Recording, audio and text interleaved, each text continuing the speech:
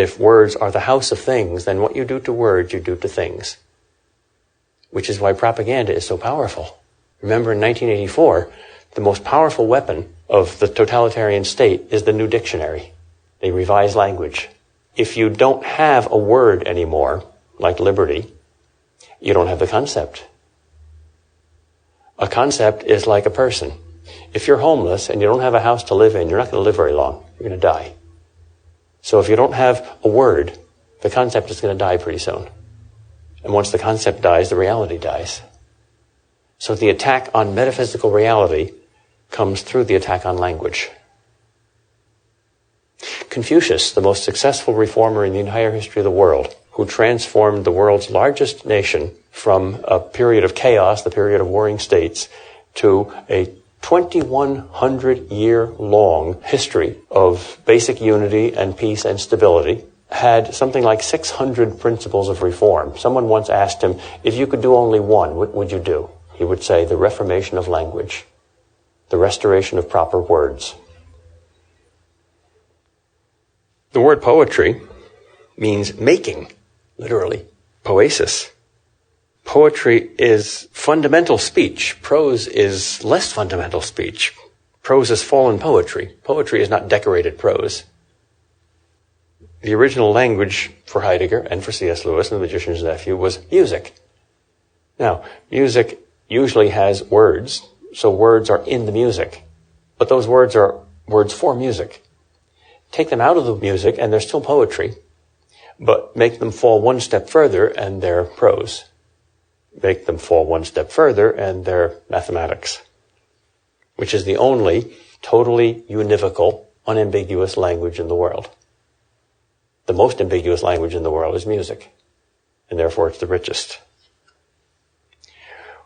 How will the Tower of Babel be undone? How will we understand each other in heaven? Will we all speak English or Dutch or Latin? No, we'll all speak music.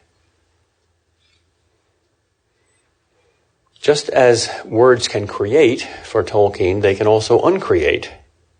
In the Silmarillion, he says, Melkor is no longer counted among the Valar, and his name is not spoken upon the earth.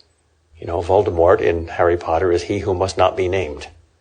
Tolkien writes, last of all is set the name of Melkor, he who arises in might. But that name he has forfeited, and the Noldor, who among the elves suffered most from his malice, will not utter it. You remember, Gandalf will not utter the words on the ring in the language of Mordor in the Shire. He will not read those words. Only at the Council of Elrond in Rivendell.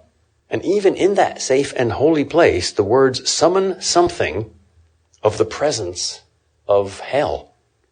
Ashnazg durbatuluch, Ashnazg kimbatul, Ashnazg throkatuluch, Aj purzum ishi krimpatul. The change in the wizard's voice was astounding. Suddenly it became menacing, powerful, harsh as stone. A shadow seemed to pass over the high sun, and the porch for a moment grew dark. All trembled, and the elves stopped their ears. Never before has any voice dared to utter words of that tongue in Imladris, Gandalf the Grey, said Elrond, as the shadow passed and the company breathed once more. Now, if you utter those words in English, they still have a little of their power, but not that much. One ring to rule them all, one ring to find them, one ring to bring them all, and in the darkness bind them, in the land of Mordor where their shadows lie. That's threatening, but not as threatening as Ashnazg durbatuluk. Thus, the power of words is based on the fact that real things are found in words. Words aren't things among a world of other things. Things with one additional feature, the ability to point to other things. No, words are the encompassing frame or house of the whole world of things. Things constitute a world only by the creative word of the author.